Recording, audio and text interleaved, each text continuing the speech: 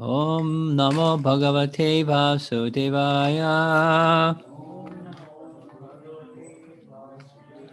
Om Namo Bhagavate Vasudevaya. Om Namo Bhagavate Vasudevaya.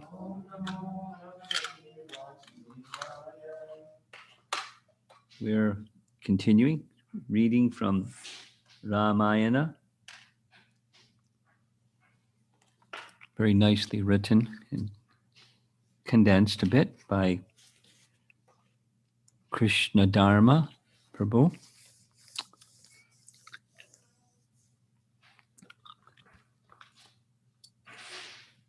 The Rakshasi Shurpanaka is the chapter.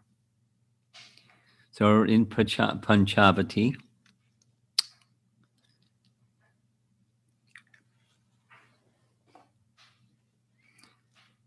The time passed quickly for Ram and his companions.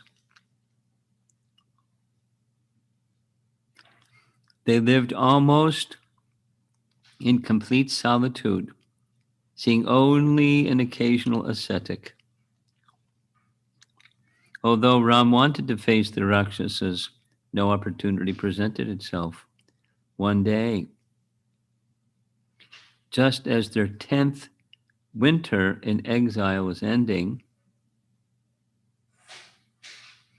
a powerful Rakshasi named Shurpanaka, a sister of Ravana, came to the Panchavati region.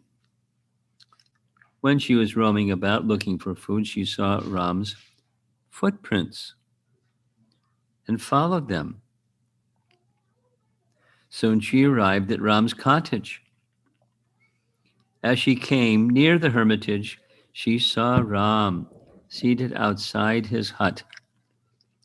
She was immediately attracted to the handsome Ram with his powerful frame and majestic bearing.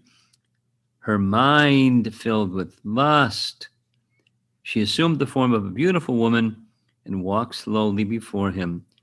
Who are you? Dressed in ascetic garb, yet wielding weapons, the Rakshasi asked. Why have you come to this forest, which is frequented by Rakshasas? Be pleased to tell me. What's she doing in the forest looking like a beautiful woman? Anyway, Ram looked guilelessly at the Rakshasi. There was a powerful king named Dasarath, he replied. I am his son, Ram, and this is my brother Lakshmana, and there is the princess of Videha, my wife Sita. On my father's command, I am sojourning here in the forest. Now tell me, who are you? Oh, beautiful maiden, who is your husband? You seem to me to be a Rakshasi, capable of assuming various guises. Tell me truly, why have you approached me? Shurpanaka moved her hips and glanced down coyly. Know me to be Shurpanaka, sister of the unconquerable Ravan.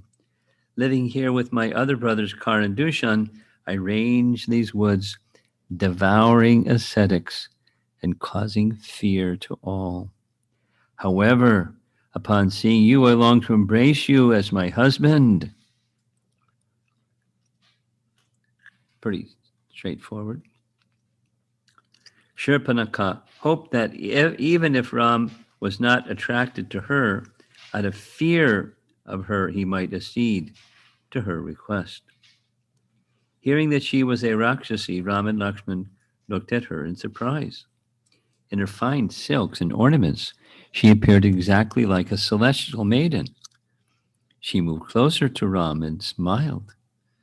Oh, Ram, of what use to you is this skinny and deformed woman? She asked, throwing a disdainful glance at Sita. Accept me as your wife. I am possessed of great power. After devouring this wife and brother of yours, I will carry you to high mountain reaches where we can sport together in joy. Ram laughed heartily. He decided to joke with the infatuated Rakshasi. Oh, beautiful woman, I'm already married. For ladies like you, it is always painful to have a co wife. Here, though, is my younger brother. He is handsome and highly qualified, and he is as yet unmarried. Now, it's not what he says in Valmiki Ramayana, because he is married, and Ram doesn't lie, but he is without a wife, or he is something like that. Why not take him as your worthy husband? Shurpanakha turned quickly toward Lakshman, who stood smiling with his hand resting on his bow. The Rakshasi moved towards him. See my alluring form, she said. I am certainly worthy of becoming your wife, O handsome one. Let us range together happily through these woods. Lakshman caught Ram's joking mood. Why do you seek to become a maidservant, foolish woman? I am dependent on my older brother. As my wife, you'll be Sita's servant.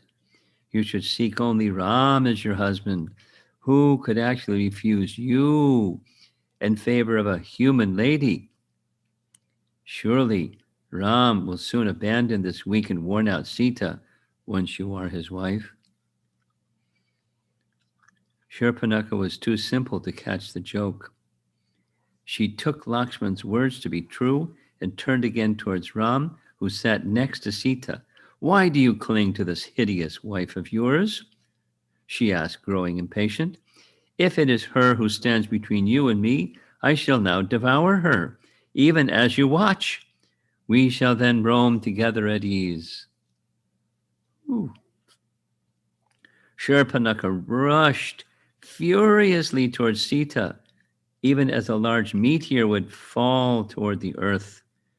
She assumed her natural form as a Rakshasi, appearing like a black cloud. Ram immediately roared and checked her by the sound alone. As she fell back, Ram said angrily to Lakshman, it is clear that jests should not be had with cruel, low-class people. See how we have placed Sita in danger, O mighty brother. Take your sword and quickly disable this ugly, vile, and wanton being. Do not slay her, for she is a woman. Lakshman drew his sword. He moved swiftly and sliced off the demon's long nose and pointed ears. Shurpanakha screamed in pain. She realized the brothers were formidable and quickly ran off into the woods. Her dissonant and horrible cries could be heard disappearing into the distance as she retreated. She bled profusely and raised her arms as she ran, roaring like a monsoon cloud. The Rakshasi sought her brother Kara, who was the leader of the Rakshasas in the forest. Going before him, drenched in blood, and crying loudly, she dropped upon the ground like a bolt from the blue. Kara sat surrounded by numerous powerful Rakshasas. He was holding a massive club. When he saw his sister's state, he frowned. What fool has done this to you? The Rakshasa snarled. Who has ignorantly goaded a poisonous serpent with his finger? Whoever has assailed you has fastened around his neck the noose of death. Tell me explicitly, O sister, who will today meet with his end at my hands? Kara stood up. He was proud and arrogant. He took the offense to his sister as a personal insult. Who could possibly have been so bold as to provoke me? He thundered. Whose foaming blood will soak the earth today? Whose flesh will the vultures delightedly tear from his body when he lies slain by me on the battlefield? Quickly tell me the name and whereabouts of the wretch. I do not see a being in the three worlds of heaven, earth, and hell who would dare challenge me, including Indra himself. Shurpanakha gathered her senses and answered her furious brother. She told him how she had seen Ram and Lakshman in the forest, appearing young and tender, yet obviously possessed of great strength. These two brothers look like Gandharva kings, she said. They are dressed like ascetics and seem to be in perfect control of the senses. I could not ascertain if they were humans, gods, or some other divine beings. In their midst I saw a young lady of faultless form and beauty who shone like the moon. On account of that lady, I was reduced to this state by those two brothers. Shurpanakha asked Kara to kill them immediately. Holding a cloth to her wounded face, she said, I long to drink the blood of that slender woman, as well as those two brothers. Quickly accomplish my desire, dear brother.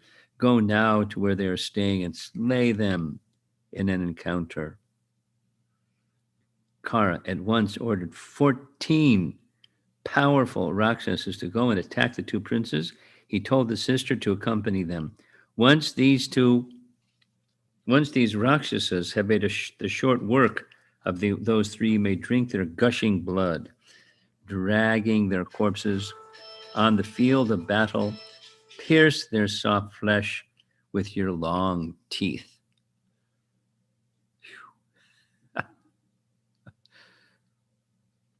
Like clouds driven in a storm, the 14 Rakshasas, along with Shurpanakha, sped towards Ram's hermitage. As they arrived, they saw Ram seated at ease with Sita in front of their hut. Lakshmana was nearby chopping firewood. Ram saw the Rakshasas entering the area of his hermitage, and he said to Lakshman, wait here by Sita's side, O son of Sumitra. I shall quickly dispatch these evil marauders of the forest. Indeed, I have long awaited such an opportunity.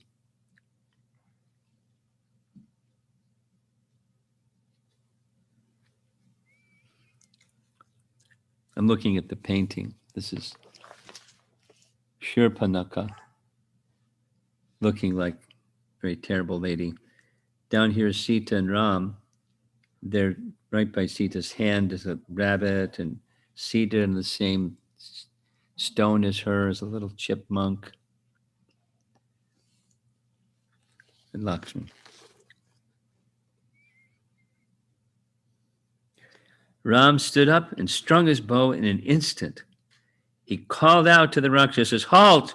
Why do you seek to injure us? We live here peacefully, harming no one.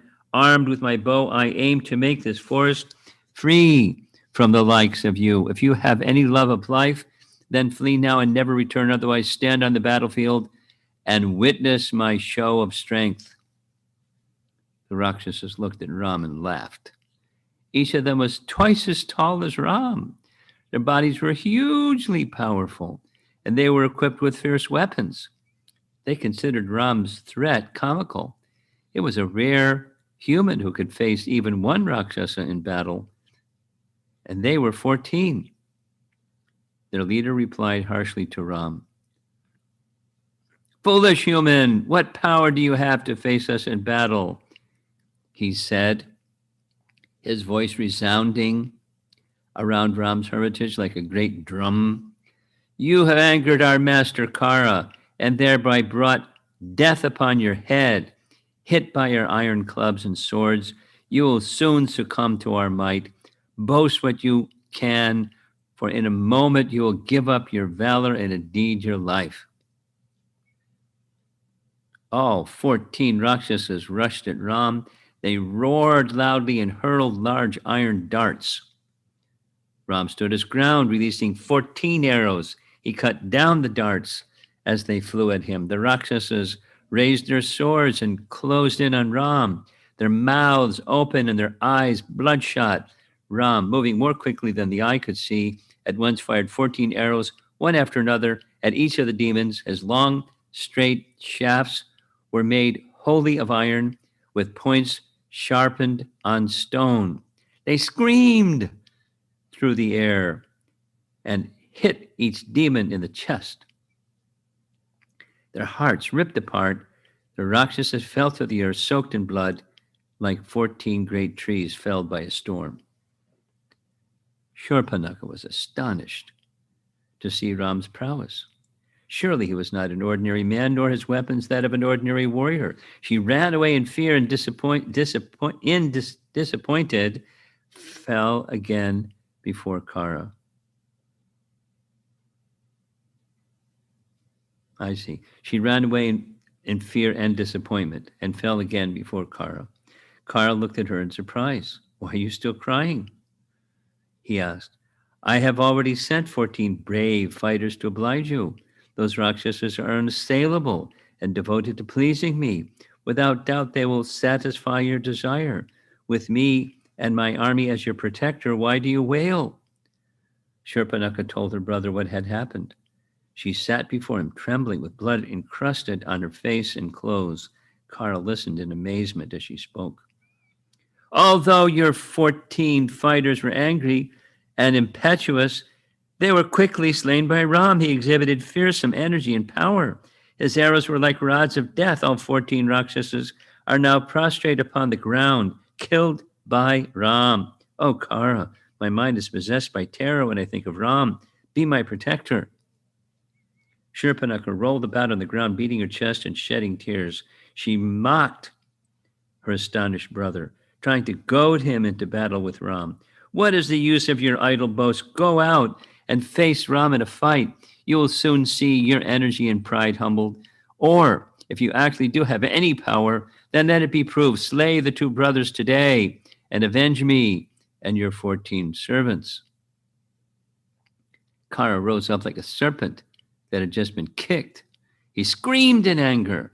In the midst of the other demons, he roared, My fury is immeasurable. I cannot be held in check any more than a mighty ocean wave. By virtue of my strength, I hold this human Ram of no account whatsoever. His life is already ended. Dry your tears, sister. Today you'll see Ram sent to Yamaraja's abode after I sever his head with my axe. You will drink his blood. Shurpanakha was delighted. She praised her brother as a giant among the Rakshasas. Despite his boast, however, Kara considered Ram a formidable opponent.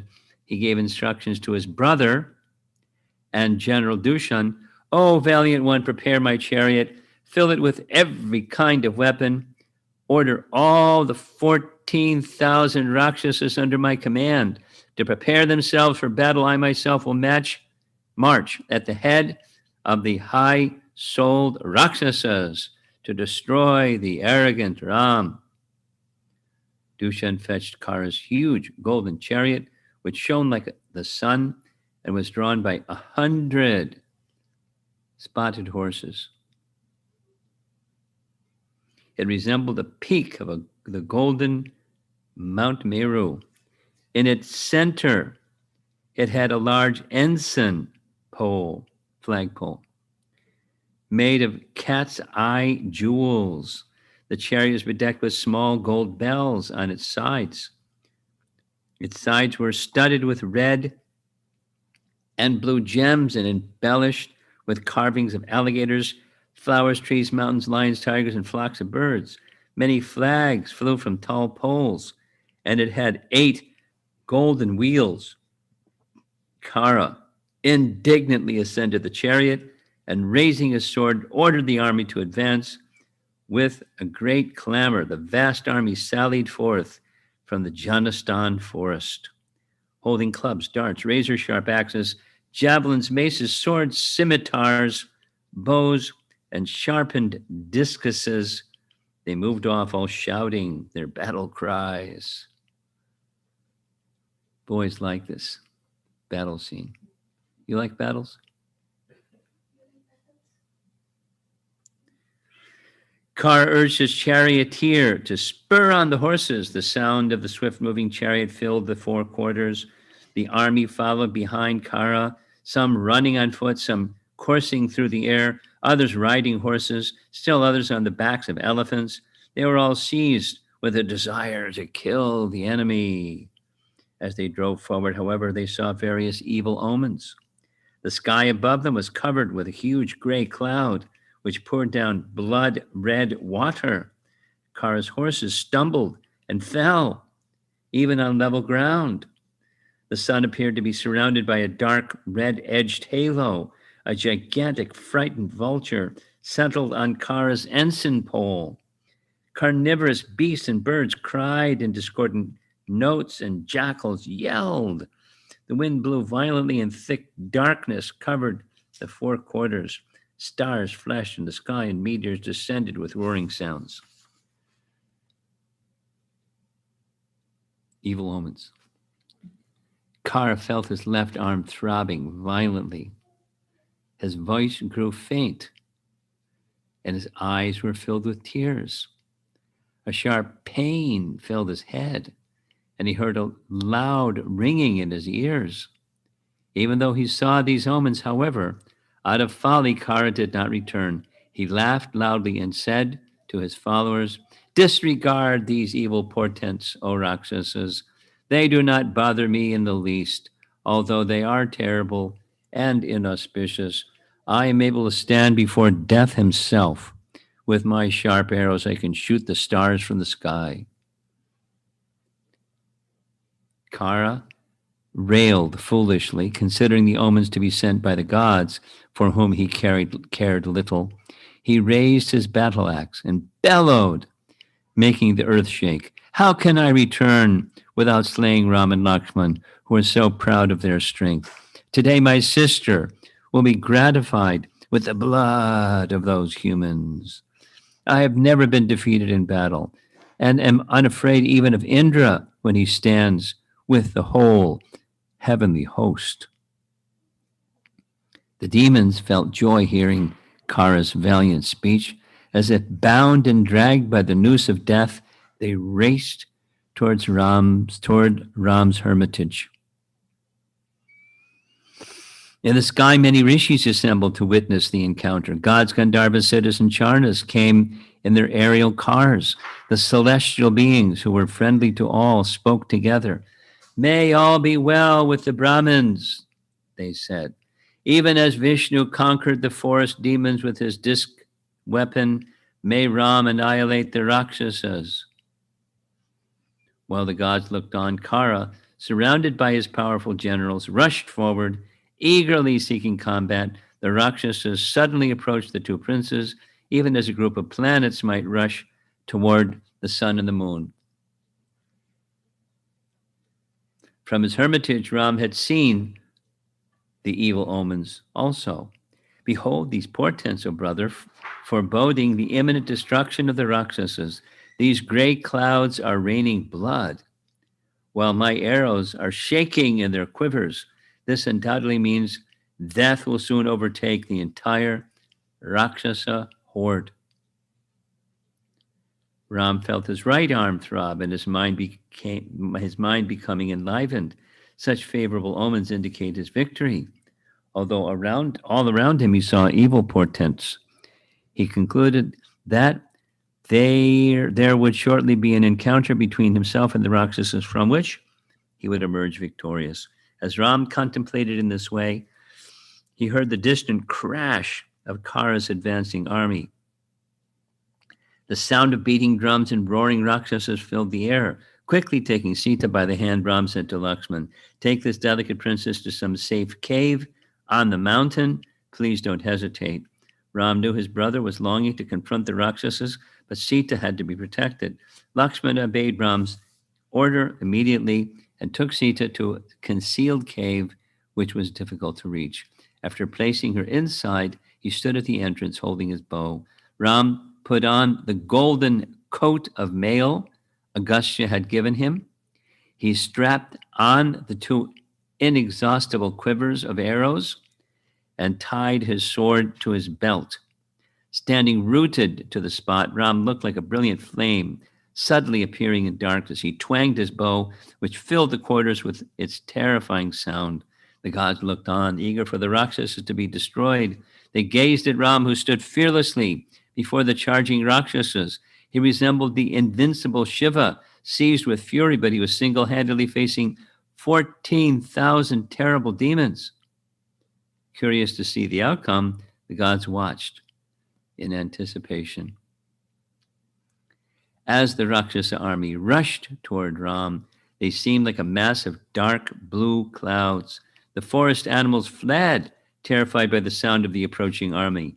Ram suddenly saw the Rakshasas coming at him from all sides. They screamed in fury and hurled their spears, darts, and clubs. From his chariot, Kara released 1,000 flaming arrows and roared loudly. Ram stood firm.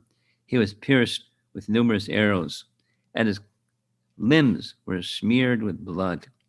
With his own arrows, he cut down the rain of weapons. Axes, swords, lances, and spiked maces were thrown at him with the force of a tempest. Ram whirled around and parried the weapons with his straight flying arrows. As the foremost Rakshasas closed in on him, mounted on elephants, Ram seemed like Mount Sumeru, assailed by thunderclouds. He did not feel afflicted, even though struck again and again. Fully hemmed in on all sides, Ram looked like the sun screened by evening clouds. The gods felt dejected and fearful, beholding Ram standing alone amid thousands of Rakshasas. They cried out, "Victory to Ram!" Understanding their fear, Ram resolved to kill the Rakshasas. He began shooting his gold-tipped arrows, 3 or 4 at a time in all directions, with his bow drawn constantly in a circle. Ram moved with the speed of a hawk. An unbroken line of deadly shaft left his bow. Those arrows passed right through the bodies of dozens of Rakshasas before falling to the earth. Ram's arrows smashed the Rakshasas' weapons and chariots and tore apart their golden armors.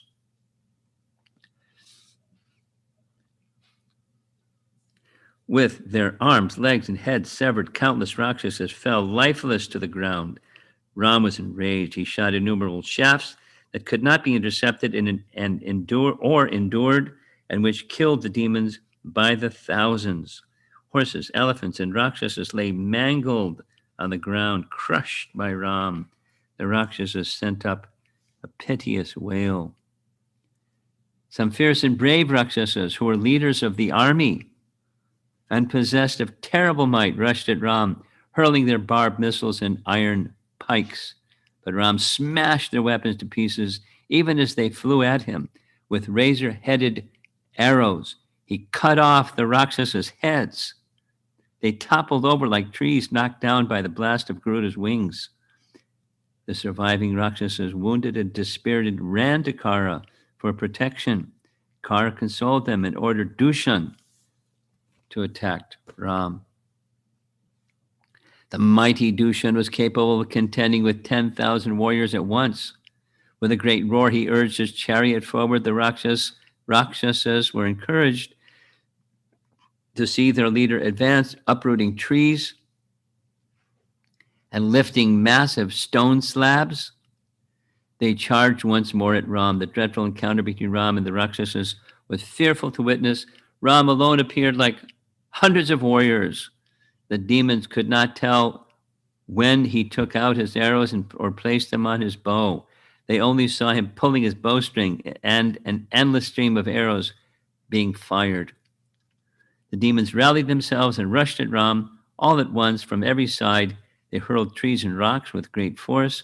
A diverse shower of weapons fell upon Ram, along with volleys of barbed arrows. Smothered by weapons, Ram invoked the celestial missile presided over by the Gandharvas. As he released the weapon, all directions became covered by blazing shafts. Under a canopy of arrows, darkness enveloped the battlefield, and the demons fell back in fear. Hundreds dropped dead at once. The ground was strewn with heads, wrapped in turbans, adorned with bright jewels. Severed arms, still clutching weapons, lay everywhere. Headless trunks, spouting forth blood, ran about wildly before falling to the ground. Everywhere were bodies of Rakshasas, horses, and elephants, along with broken chariots, shattered weapons, rocks smashed into powder, and trees torn to pieces. The surviving Rakshasas were unable to face Ram. They stood frozen with fear. Dushana, seeing his army routed, sent up a great battle cry. He ordered his 5,000 personal guards to attack. These Rakshasas had never known defeat. They were energetic and never turned their backs on the battlefield. With terrible impetuosity, they incessantly assailed Ram on all sides. Fearful showers of scimitars, spiked maces, huge rocks, and long swords fell upon Ram. Ram, becoming increasingly enraged, intercepted the volleys of weapons with his arrows. Some weapons he struck down with his whirling sword as he slayed the Rakshasas, who fell like so many oak trees cut at their roots. Dushana rushed towards Ram in his chariot, discharging innumerable arrows like thunderbolts. Ram released a razor-like arrow which split apart Dushan's bow. With 4 more shafts, he killed the 4 horses, drawing Dushan's chariot. Then he released a crescent-headed arrow which severed the head of Dushan's charioteer. With 3 more arrows, Ram pierced Dushan's chest. The demon jumped down from his chariot, holding a mace which resembled a mountain peak.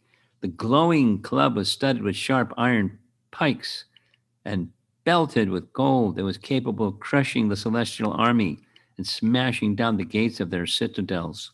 Dushana tightly grasped that weapon, which resembled a large serpent and was stained with his enemy's blood. Raising it above his head, he rushed at Ram with a huge roar. As Dushan bore down on him, Ram lopped off his arms with a pair of arrows. Along with his bejeweled arms, Dushan's club fell to the ground. With a 3rd crescent-headed shaft, Ram cut off Dushan's head. Seeing Dushan slain, the gods exclaimed, "Excellent! Well done! Bravo!" Ram then swiftly dispatched all of Dushan's 5,000 warriors to death's abode. One more. Kara was practically stupefied with anger. Seeing his army all but annihilated, he charged Ram. He sent ahead of him his own guards, a dozen of the mightiest Rakshasas. As one might greet guests, Ram greeted each of those demons with his sharp arrows. Those mystical shafts given by Agastya were encrusted with gold and diamonds, and they blazed like fire. They emitted smoke and sparks as they sped through the air, tearing into the demons' bodies. They split their hearts in 2. Kara looked on in astonishment. Who was this human?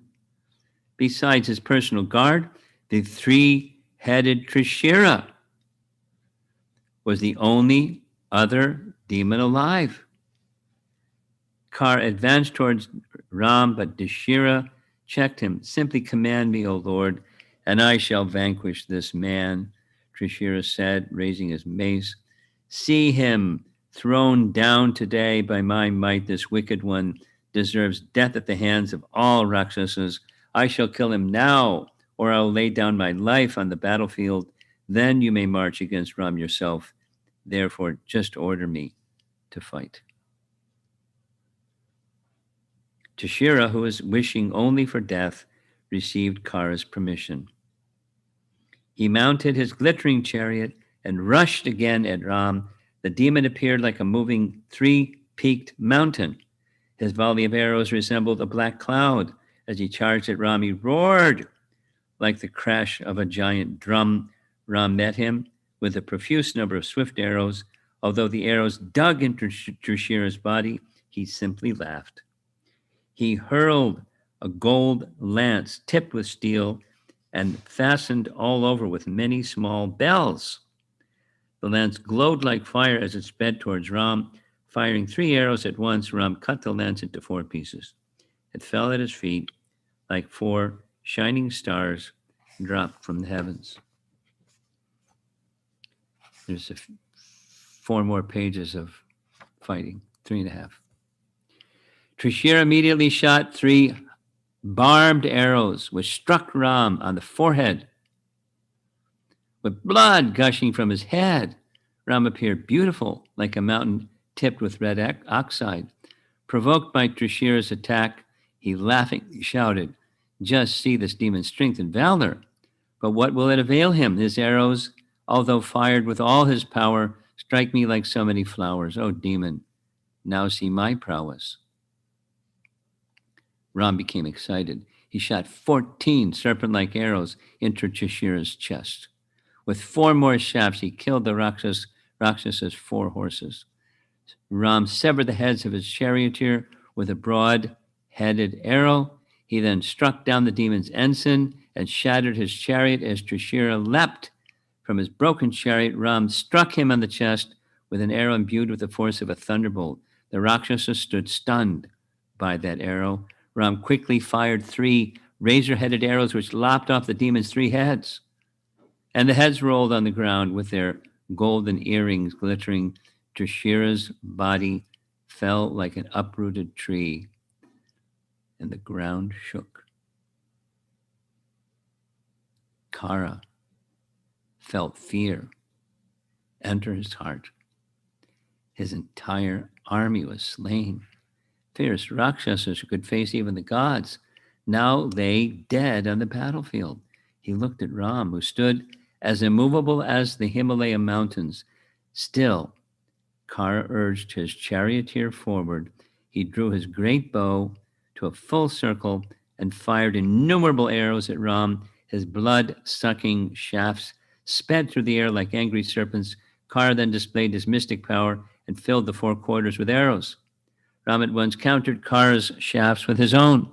The sky was soon covered with arrows, and not even the sun was visible. The 2 warriors fought furiously. The battle resembled a fight between a lion and an elephant. Like a driver striking a lordly elephant with a goad, Kara struck Ram with innumerable fierce arrows. The demon stood firmly rooted in his chariot, like death himself with noose in his hands. Thinking Ram tired, the Rakshasa felt the moment opportune for his victory. He stood tall in his chariot and raised his frightful-looking bow. Ram, however, was no more concerned than a lion would be on seeing a small deer. Kara approached Ram as a moth approaches a fire. Displaying his dexterity, he split Ram's bow in 2 with a razor-faced arrow. With 7 more shafts, each resembling Indra's thunderbolt, he pierced Ram at his vital points. He then covered Ram with another 1,000 arrows, fired with blinding speed. Hit hard by Kara's shafts, Ram's bright armor fell in pieces to the ground, with arrows piercing him all over his body. Ram became enraged. He shone on the battlefield like a smokeless fire. Ram raised Vishnu's terrible bow and darted towards Kara. He cut down the demon's ensign with a dozen gold-winged arrows. That gold ensign descended to the earth like the setting sun. Kara continued to rain arrows on Ram, aiming for the vulnerable parts of his body. Ram became more and more furious. Grasping his bow tightly, he fired 6 carefully aimed arrows. 1 struck the demon in the head, 2 in his arms, and 3 in his chest. Ram then shot 14 more shafts as if they were 1. With 1, he cut off the chariot's yoke. With 4, he killed the horses. With the 6th, he cut off the head of Kara's charioteer. The next 4 arrows shattered the chariot. The 12th cut Kara's bow, and the 13th pierced him deeply in the chest. All this happened in a matter of seconds. Screaming in fury, Kara leapt clear of his smashed chariot, and he stood on the ground, mace in hand. Collected together in the sky, the gods and rishis applauded Ram, encouraging him to quickly slay Kara. Ram then said to the Rakshasa, "You have pursued a ruthless and wicked course, O Rakshasa. With your vast army, you have inflicted pain on all created beings. Only those who are sinful and hard-hearted perpetrate such acts. Therefore you deserve to die at the hand of all beings, even as a venomous serpent should be killed. Even though challenging the Rakshasa, Ram felt no malice toward the demon. As a ruler, he saw it as his duty to punish the wicked, to correct them. Like a father correcting an errant son, he appraised Kara of his sins. Even as he meted out his punishment, he continued to castigate the Rakshasa in a booming voice that echoed throughout the forest. One who continuously commits sinful acts soon sees the terrible results. Oh, Night Ranger. Just as a man who eats poisoned food soon dies, so one who performs sinful acts is quickly dragged down by his sins. I am here to punish sinners like you, O Kara, pierced through by my mortal arrows, pierced through by my arrows. You will today follow the path of those ascetics whom you have killed. Fight to the best of your ability. I will strike down your head like a ripe fruit.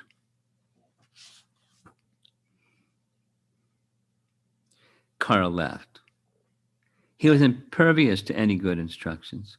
Beside himself with anger, the demon roared back, having killed only ordinary Rakshasas, O human, why are you vainly ranting? Those who are truly brave speak nothing of their valor, only the vulgar brag as you are doing. He's bragging.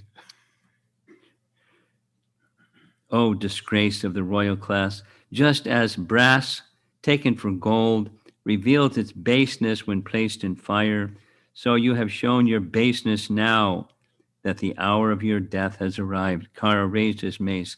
Obviously, you do not see me standing here wielding my mace and holding the earth with her heavy load of mountains in balance, he bellowed. I am capable of killing you along with all the creatures of the three worlds. But enough talk. You have killed 14,000 Rakshasas. Now I shall wipe away their relatives' tears by slaying you. Kara whirled the mace and released it for Ram's destruction. As it coursed swiftly through the air, it shot out searing flames which burned the surrounding trees to ashes. With 20 steel-tipped arrows, Ram shattered Kara's mace to pieces. It fell to the ground like an angry serpent checked by mantras. Ram laughed at Kara. Is that your best effort, O vile demon? It seems you are bold only in speech. Even as Garuda snatched nectar from the gods, so I shall snatch away your life. The earth will drink deeply your foaming blood. With your head severed, you will lie closely embracing the earth like a man embracing his lover. Ram continued to taunt Kara, reminding him of the many sages he had killed, closely watching the demon at all the time. Ram said, when you are laid low by me in protracted slumber, this forest will again become a happy abode for ascetics. Your wives and kinsmen will grieve today, as do the kinsmen of those you have slain. Today, if you will, for your death is near. Try again, if you will, for your death is near. Kara's anger was again incited by Ram's words. He foamed at the mouth. Looking around for another weapon, he screamed, your mad talk is born of vanity alone. It is said that in a moment of death one cannot discern right from wrong. I see this to be true. Evidently, your mind is thrown into confusion as your death approaches. We're almost done. So is Kara almost done. Kara saw a large tree nearby. He tore it from the earth and hurled it at Ram, exclaiming, you are killed. Ram was unmoved. He met the fast-flying tree with a volley of arrows. It fell in splinters and a shower of leaves. Determined to kill the Rakshasa at once, Ram became violently angry. He was covered in perspiration, and his face shone brilliantly. He pierced Kara with 1,000 arrows. Torrents of foaming blood ran from the demon's wounds. Like rivulets running down a mountainside, Kara was maddened and ran furiously at Ram. Taking a few steps backwards, Ram took out a shaft resembling Yamaraja's mace. He placed it on his bow and imbued it with the celestial force of Indra's thunderbolt. When the Rakshasa was almost upon him, Ram released the arrow. It struck Kara full on the breast with a sound like thunder. The demon fell to the ground a huge burning hole in his chest. As Kara fell dead, the Charanas sounded their celestial drums as a shower of flowers fell upon Ram, while the gods applauded, saying, "These violent Rakshasas, unslayable by any other, have been slain by Ram in less than 2 hours. His resolve and power exactly resembles that of Vishnu." The sage Agastya standing in the sky. Doesn't say how he did that, but he was standing in the sky. At the head of a large group of rishis, also spoke to Ram. At Indra's prompting, and for this very purpose of killing the Rakshasas, Sharabanga had you sent here. The rishis will now again inhabit this region to practice their austerities. Last paragraph. Lakshman then came out of the cave where he had hidden Sita. Along with the gods and great sages, he praised Ram's achievements. Sita ran to her husband and embraced him tightly. She ran her cool hands over his many wounds, crying tears of joy to see him victorious over the Rakshasas. As night fell, thousands of carnivorous animals and birds descended on the battlefield. Ram and Sita retired into their hut, and Lakshman sat nearby, keeping a lonely vigil. End of the chapter.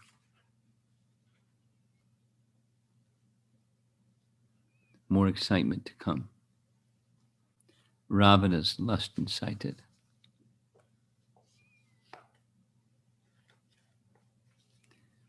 What was the name of the lone soldier that escaped? Akampana, right? Akampana. It was part of the plan.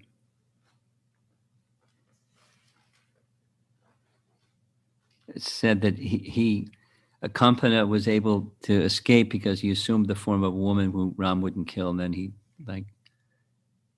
ran away and returned to Ravan and told him the whole story.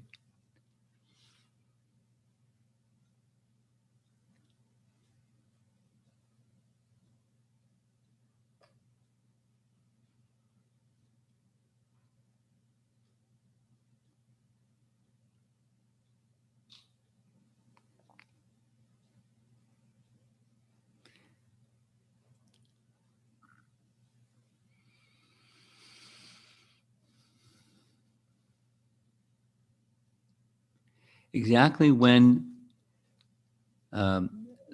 Valmiki composed the whole of the Ramayana is not really clear, but at least there's some explanation that Valmiki appears in the Ramayana itself.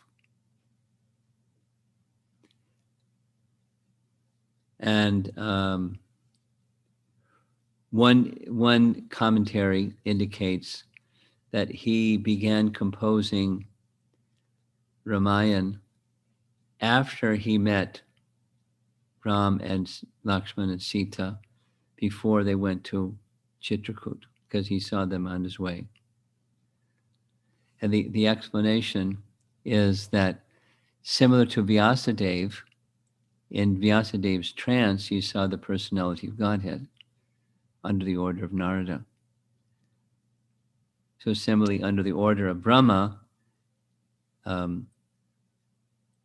Valmiki was set to compose this whole Ramayana, but he began it only after seeing the Supreme Lord. Of course, Vyas was in his trance, and Valmiki was in person.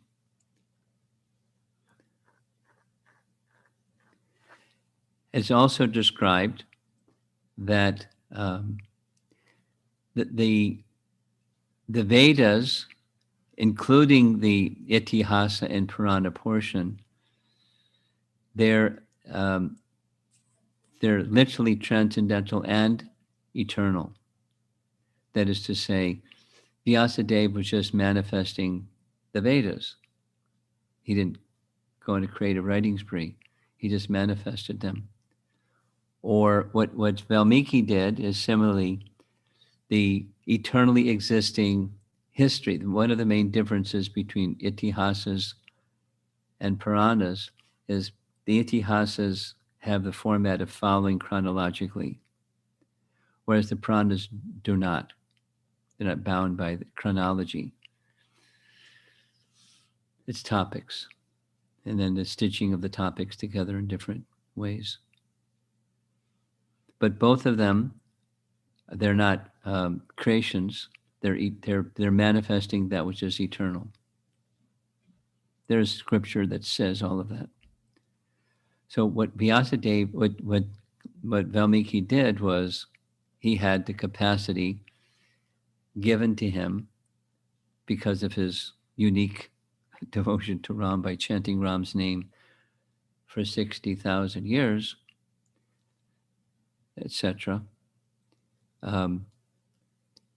His consciousness was fully purified, and he was selected or empowered to do that work of manifesting Ramayana.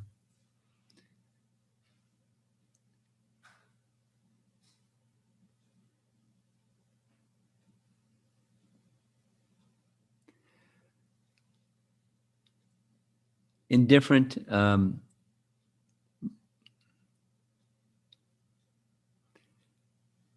just like in Vyasadeva compiled a Ramayana in one of the Puranas, Bhavishya Purana. It's not called Ramayana, it's called something.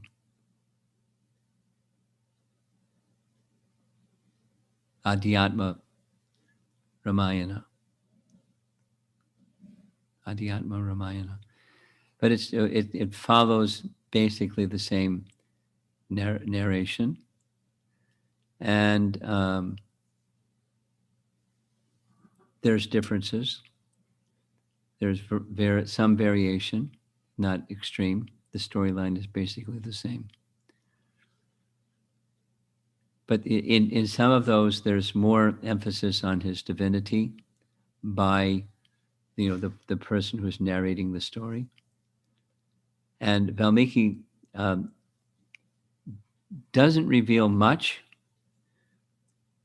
in before Dasarath, or his narration doesn't reveal to Dasarath Ram's divinity, but very clearly Valmiki understands Ram's divinity, including, how he made his appearance from the yagya by Rishishringa, and what the god said to Vishnu, and Vishnu said, "I will appear," and everything.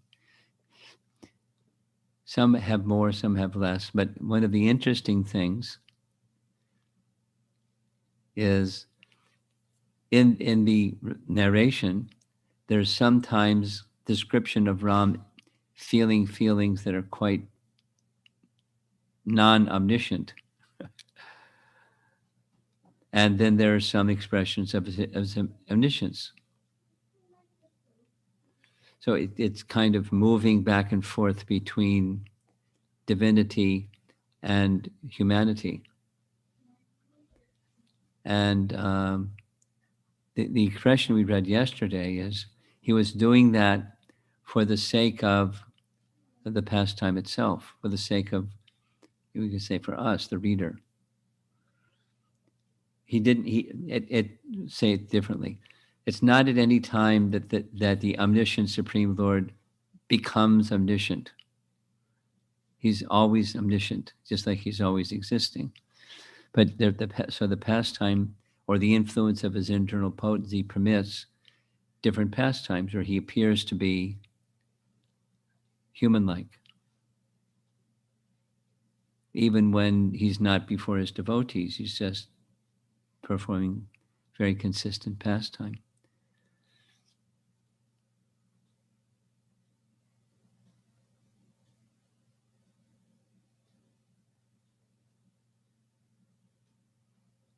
There's a section just before where we began reading in Panchavati, where Shurpanakha arrives, uh, there's a section just before that that describes it's something. It reminds me of something like Lord Chaitanya's travels in South India, as he went from village to village, what it was like. And the author Krishnadas Kaviraj says this is just like a sample, and in this way, Lord Chaitanya met people all over his South India tour, giving Krishna consciousness to people. So rather than saying all the so many incidences over the course of years of travel, it just describes one with some detail. So similarly, that section of Ramayana that's not in this publication is he traveled to hermitages of the sages, giving his association to them. And they were very, the idea is it's one of the main purposes of the Lord's appearance, Pritranaya Sadhunam. So these are sages that their austerity and their sacrifice and their meditation was to see the personality of Godhead. And so he came, fulfilling their desire. And he did that for a number of years. Here we're saying at the end of the 10th year, so for 11 years, because we're heading into 14 years. So nearly the end of the first 11. Now, if there's somebody listening, check and see if Valmiki Ramayana gives that same number, because I recall a larger number. From the time Shurpanakha comes on the scene, and Sita is then kidnapped, because when Sita is kidnapped, it's just 1 year remaining out of the 14. So I was under the impression it was something like 12 and a half years before Shurpanakha appeared and the 14,000 soldiers are killed. So if someone has a Valmiki Ramayana available can check it out. Send us a message so we can read it.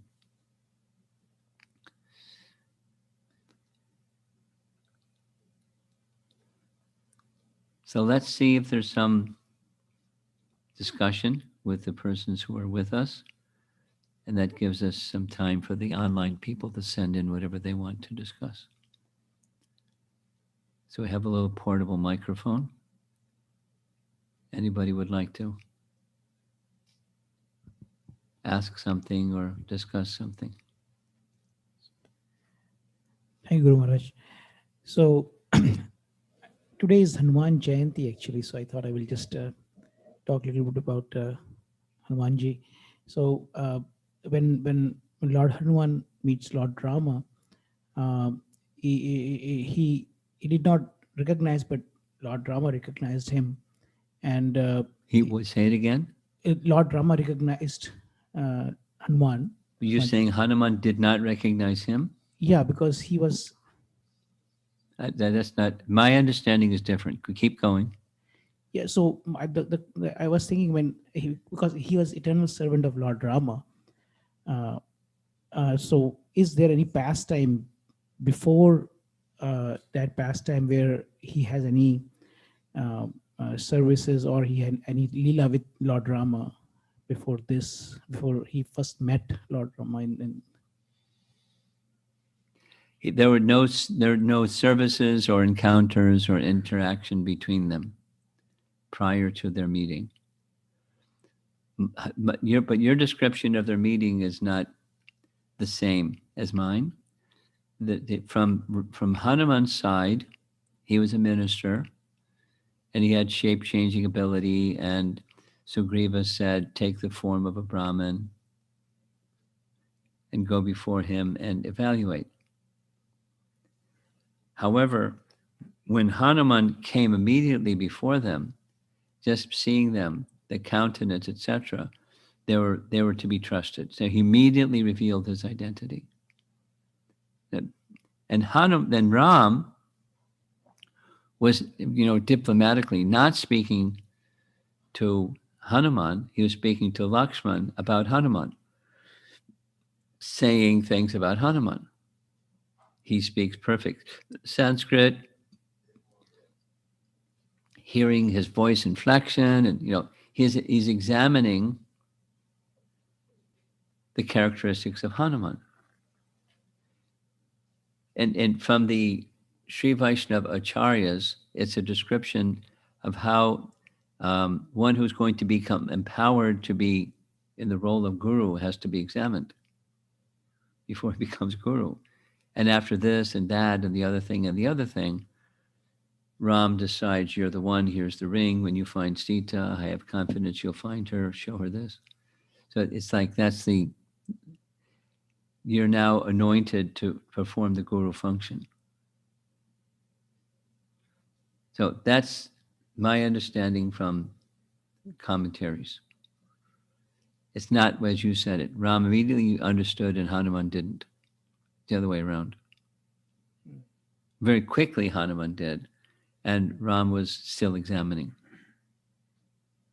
At least that's the way it's described. Now, the main question you had is not that one. The question is, was there some prior interaction? None that I know of.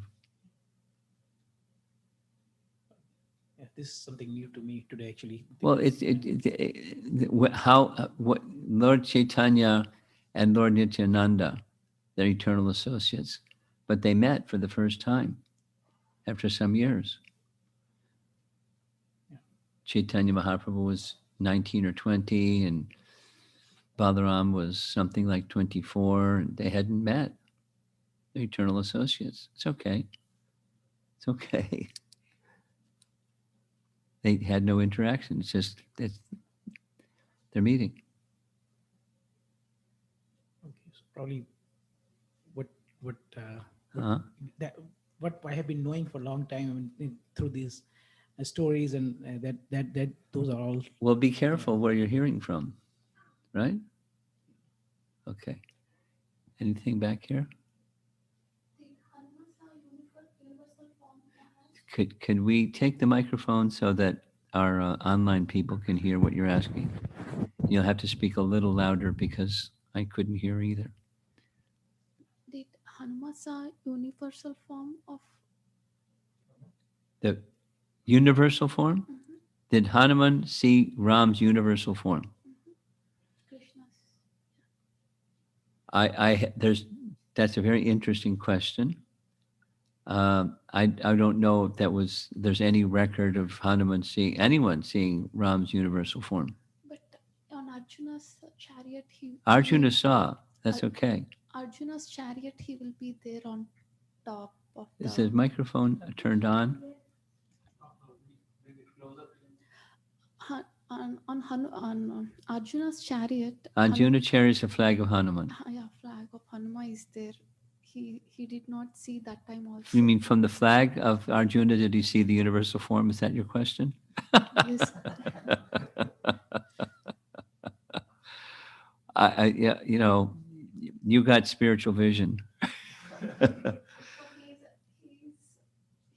He was there in previous. Well, if he's there on the flag of Arjuna, you're assuming that means he's there personally on the flag of Arjuna.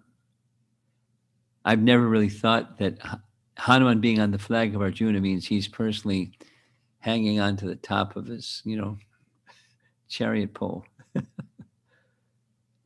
checking everything out, jumping down when he needs to, and, doing battle or something. Commonly, like you remember, because we just heard it recently, the flag for Bharata is a palm tree. Or sometimes kings would have a lion on their flag or something like that, or Garuda or something like that. So it doesn't mean there's a lion on their, hanging, or there's a palm tree, or it's a sign. So I never really thought of even the possibility that Hanuman was observing the Kurukshetra battle from the position of being on the flag of Arjuna. Rather, it was a reminder of Hanuman's might. That's how I always took it. People always, keep Hanuman. People always, keep Hanuman as a symbol of courage. And Yes, when yes. somebody Symbol loses is one courage, thing. Observing the universal form from the flagpole is another. yeah, that's right. So I mean, I think I thought like she assumed like because they also, and I think Pandavas also wanted some spiritual support, so they also wanted Well, Hanuman. remembering Hanuman is spiritual support. Remembering Hanuman doesn't mean Hanuman's on your flagpole. If, consciousness doesn't mean that where unless you're just like a platform of spontaneous devotion, you see everywhere that which is what your meditation is. So I mean, at least in South India, in India, where we actually grew up from, like people chant the name of Hanuman Fine, when they are scared. fine. Uh, Chanting the name of Hanuman Yeah. and Hanuman on the flagpole of Arjuna are two Yeah. different things. and see Hanuman's picture when they are scared. So I think probably Okay, that's what then she was that's again meditation within the mind. Mhm. When they're scared, they think they call Hanuman's name, or they think of Hanuman's form because he gives courage. That's different than he's on the flagpole. Correct. Okay. Okay. Hare Krishna, Prabhu.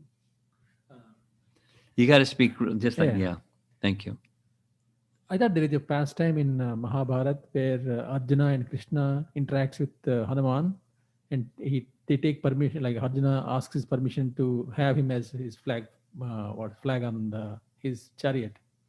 And there is also another not pastime, like story.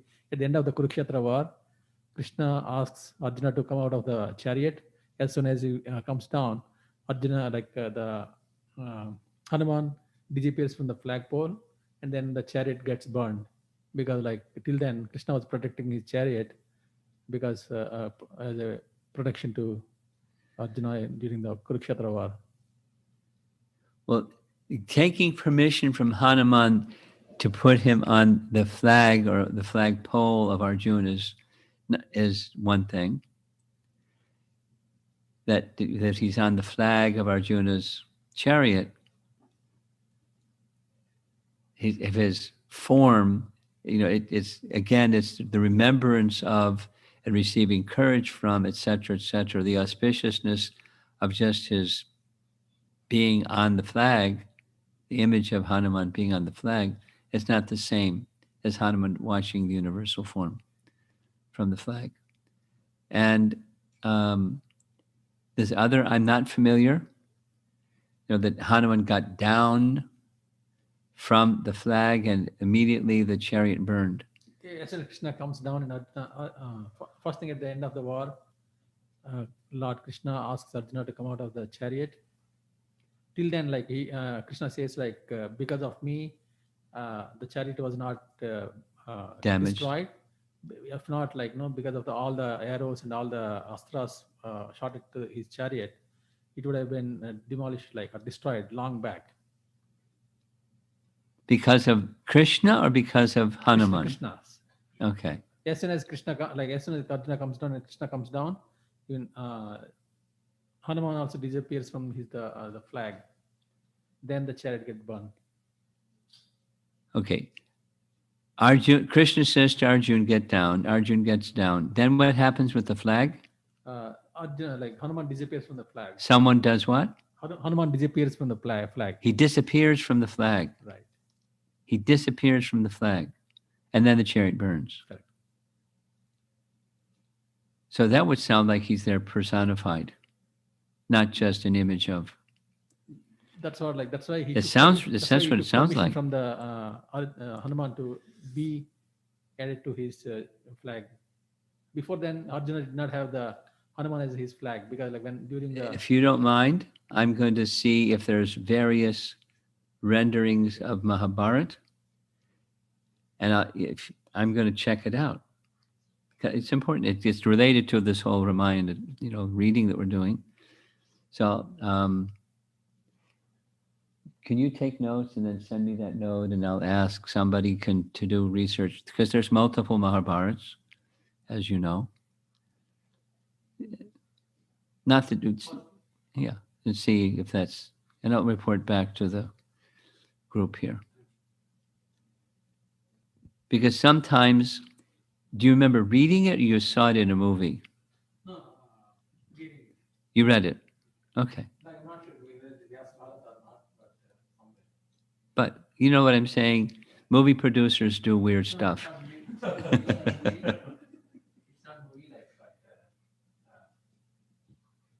Okay, okay, okay. You got it, right? Yeah. Okay.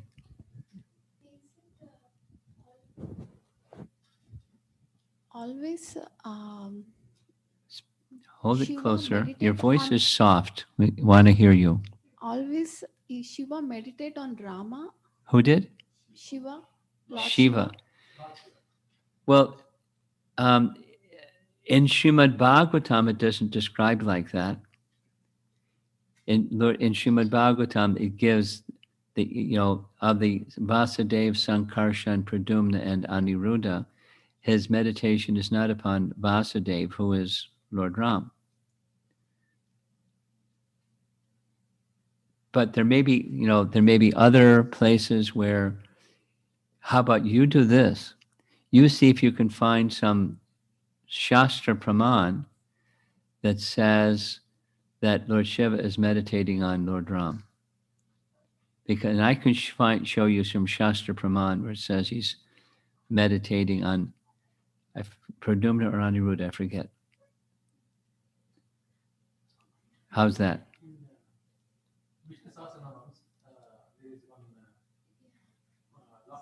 Mother Parvati asking Lord Shiva, what is the equivalent to chanting Vishnu Sahasranamams? Yeah. Then Lord Shiva says, Sri Rama Rama Rameti Rame Rame Manarame. Yes, yes. That's different than what she's saying.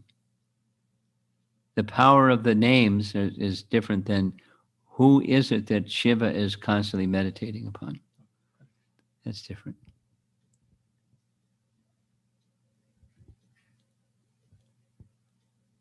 If you find something, send it. If you can't find it, that's okay. I'll send you out through Aradhita. You can exchange, and she'll send you who is he's making a note. Who is it that Shiva is constantly meditating upon?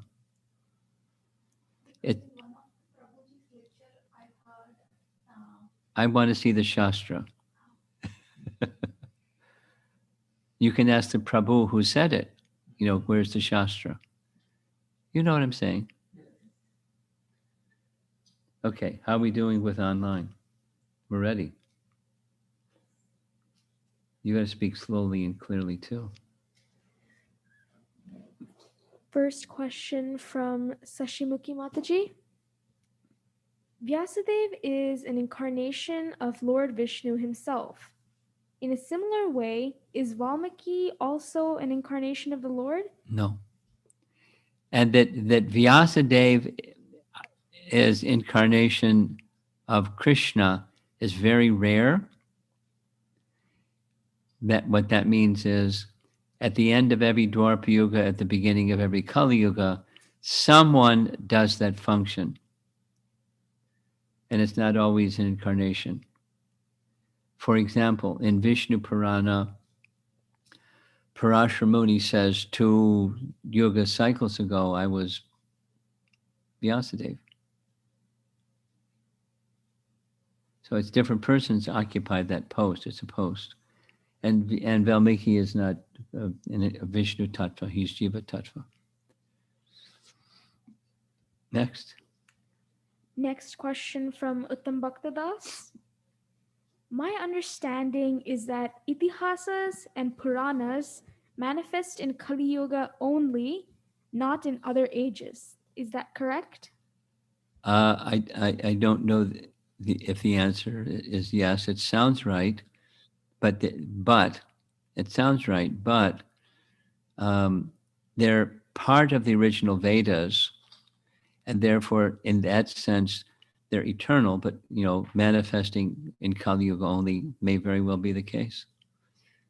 But I'm not sure of that. It makes sense, but I'm not sure of that. Next question, also from Uttam Bhaktadas.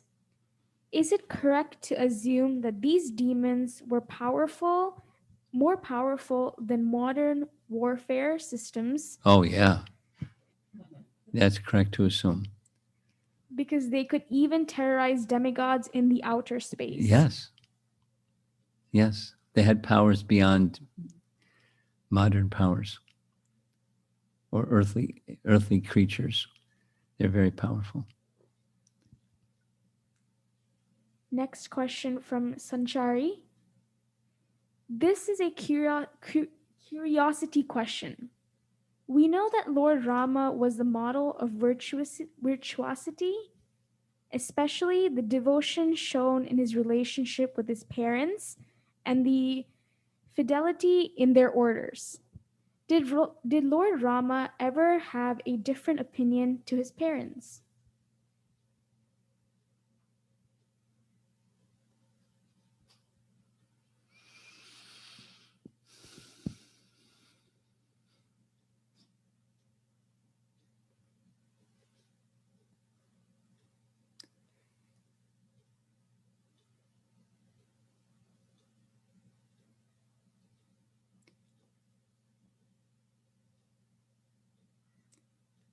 I can't think of any example, but I understand two things. In principle, being obedient to doesn't mean you don't have a different opinion. An example of that is found in the life of Pradyumna, who was the son of Krishna. And Pradyumna, the son of Krishna, was one of the Chaturvyuha Vishnu Tattva forms. And when Pradyumna was young, his mood or his rasa toward Krishna was servitorship. So it's said about the kind of love of Pradyumna, if he wanted to do something and Krishna wanted something else, he would do what Krishna wanted, and vice versa. If he didn't want to do something but Krishna wanted, he would do it because Krishna wanted.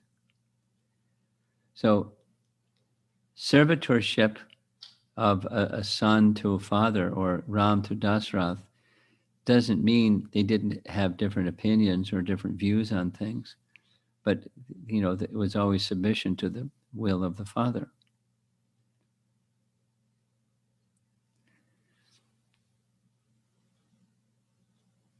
Next. Next question from Snehavalli Devidasi. In yesterday's class, we heard that Lord Rama said, while offering oblations to King Dashratha, that Dashratha has achieved sending Lord Rama to the forest. Why would they contradict Lord Rama's words in their commentary? Do you understand the question? It was from yesterday's class. Yeah, that I got. But why would they contradict? Who's Lord they? Rama? Say what? Don't just read it out. Explain what her question is.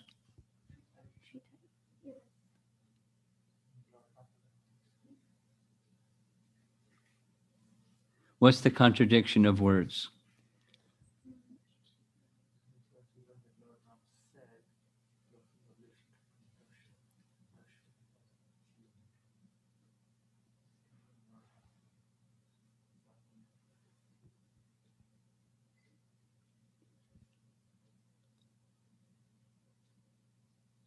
I could turn my phone on. You could call me and you could say it.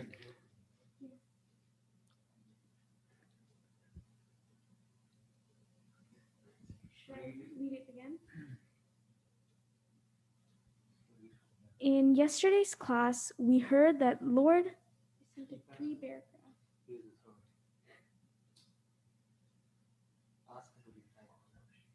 So 2 paragraphs.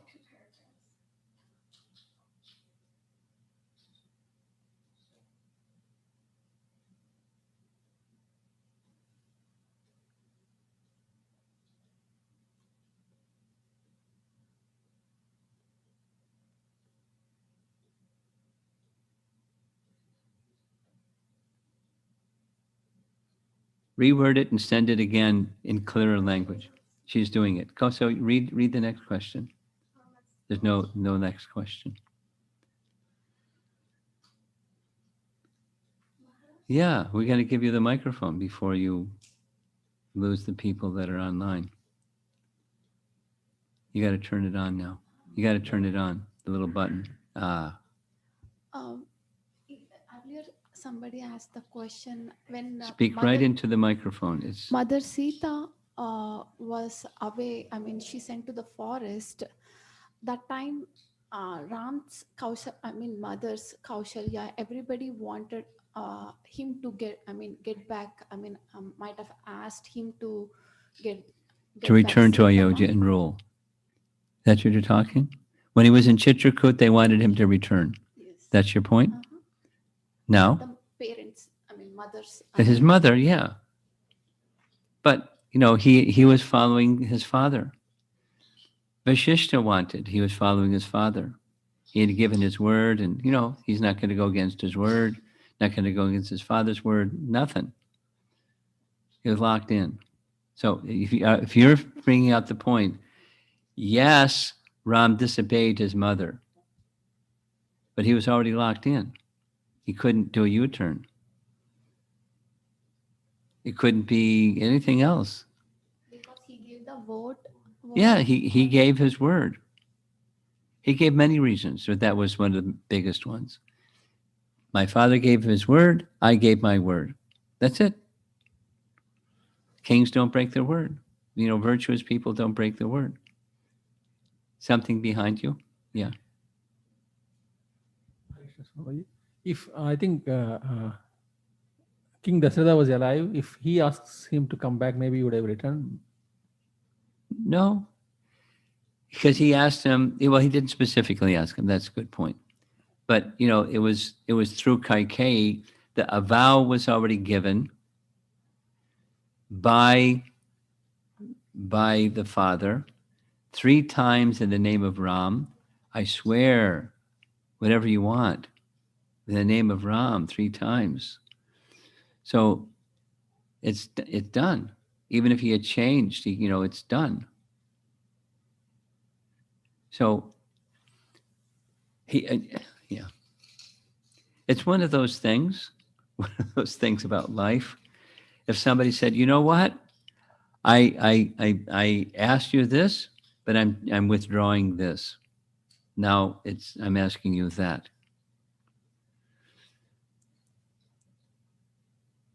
But it's not exactly what happened. You can say theoretically, if Dasratha said, you know what, Ram, although I said da da da da da da da to Kaikeyi da da da da da, and you'll never violate my word. Now my word is I withdraw all of that, and I'm instructing you differently. Now, theoretically, conceptually, is that something that Ram would and should follow? That's the question? No, not question. Like I'm explaining that because he gave the word to his father. Yeah. But when mothers asked him to come back because his father was not alive, he said, because I gave my word to my father, Yeah. I cannot come back. That's right. Even though you asked me to come back. That's right. That's right. That's right. That's right. Exactly. So Snehavali's got her a better version of her question, right? So yesterday in the class, something. Okay, so, in yesterday's class, we heard that Lord Rama said, while offering oblations to King Dashratha, that Dashratha has achieved highest heaven. Even the gods said Dashratha achieved heaven. My question is why one of the Sri Vaishnava Acharyas will say in their commentary that Dashratha should go to hell for sending Lord Rama to the forest. Oh, that's just rasa. That's rasa. That's all. He's standing up for Ram. How can he do this? Sometimes our commentators do like that. I'm trying to think of a nice example I came across recently. Oh, here's the example. When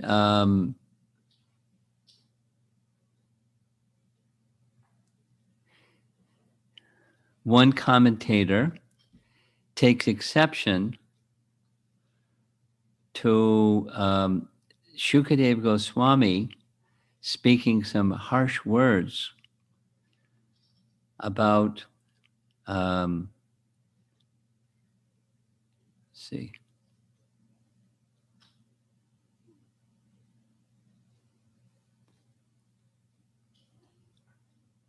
about Krishna. How could Krishna be so callous that he can leave the residence of Vrindavan or something like that? And one commentator said, shame on Shukadev Goswami. He should never speak like that. Put him in a penalty box. I can't remember the exact context. I mean, the exact expression, but the mood was something similar. When someone has a very strong affinity or raga towards the Lord, then, they take exception when something other than that affinity or affection towards the Lord that they have is uttered. How could Dasarath do this thing? Anyway, that's their mood. It's a spontaneous mood.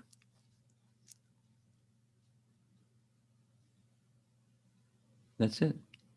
It's like King Kulashekar is said. King Kulashekar is one of the Alvars.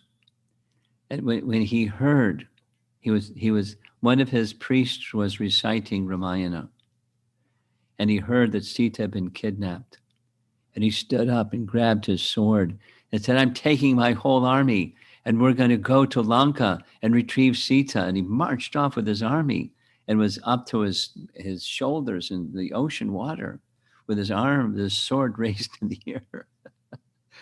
He was in spontaneous attachment to Ram and protecting Sita. It was ages had passed. It wasn't, but that was the spontaneous mood. So sometimes commentators are like that too. So just Gurumaharaj, just a clarification on the discussion here. My understanding is the Rama could not go back from the words because he wanted to make sure that the vow that Yeah. King Dasharatha gave to Yes. a queen, that should withhold. Yes, That's my correct. understanding. Yeah. Yes, that's correct. Same as what was said earlier. Are we good? One more.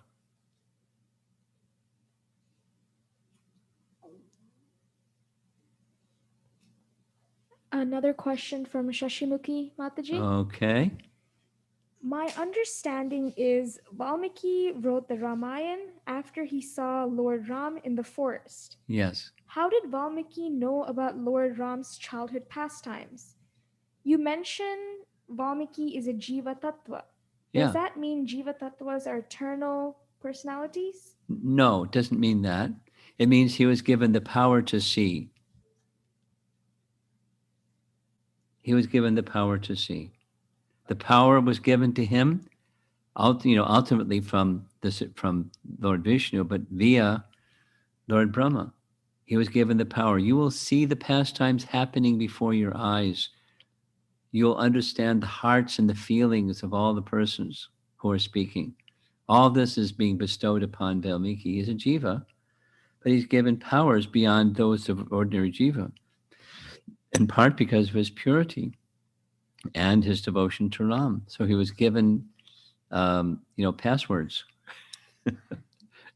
to get data from the big data bank. The personality of Godhead revealed things to him. Is this the same power like Sanjay got? Yeah, it's not the same as Sanjay. Because Sanjay was able to see things from a distance, but Valmiki was able to see things in time and space. He was there. He was as if he was there, seeing the expressions on people, everything, knowing their hearts, everything. That is specifically stated by Brahma to Valmiki when he was given the mandate to write. Okay. Are we good? One more. From Manmatananda Das. In Ramcharitamanas, it is mentioned that Lord Dashratha asked Lord Rama to disobey him and stay back. Okay.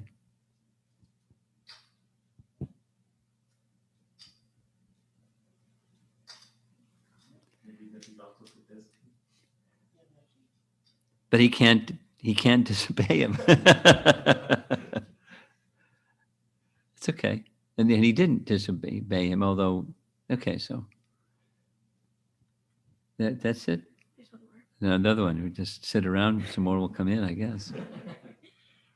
It's a comment from Snehavali. Devadasi. Okay. I thought we get some follow-up from her. This is regarding Vyasadeva. We have previously discussed that our Vyasa is an incarnation of Krishna. Yes, he is. Not all Vyasadevas are incarnations of Krishna, but ours is. Parashara says that this particular Vyasa, he's Krishna. Proof. His Mahabharata exceeds any other previous Mahabharata. It has the whole of the Vedas within it. He's the best. He's Krishna. It's in his statements, Vishnu Purana statements. Okay, we're going to end, even if there's more. Prabhupada Gitai. Hare Krishna.